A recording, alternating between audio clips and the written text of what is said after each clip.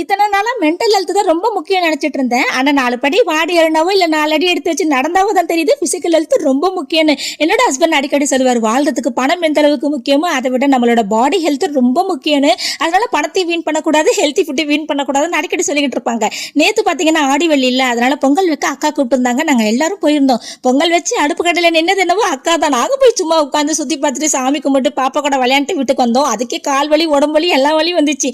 இப்பெல்லாம் கொஞ்சம் நின்னாலே கால் வலிக்குது. நம்மளாம் அதிகமா நின்றுட்டு வேலை செய்யறோம்ல, அதனாலதான் இந்த இஷ்யூஸ்லாம் வருதா என்னன்னு தெரியல. நம்ம அம்மா காலத்துல பாத்தீங்கன்னா உட்கார்ந்து தான் சமைப்பாங்க. பாத்திரம் கழுவுறது, துணி துவைக்கிறது, இந்த உரல மாவு ஆட்டுறது, அம்மியில மசாலா அரைக்கிறது, இது எல்லாமே உட்கார்ந்து தான் பண்ணுவாங்க.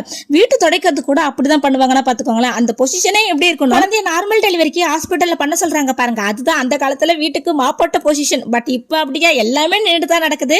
அப்புறம் கோவில்ல எல்லாருக்கும் வளையல் கொடுத்தாங்க. எப்படி இருக்குன்னு சொல்லுங்க. வீட்டு பக்கத்துல உள்ளவங்க எல்லாருக்கும் பொங்கல் அக்கா ஷேர் பண்ணாங்க. செம்ம டேஸ்ட். நீங்களும் இப்படி ஆடி வெள்ளிக்கு பொங்கல் வைப்பீங்களான்னு சொல்லுங்க.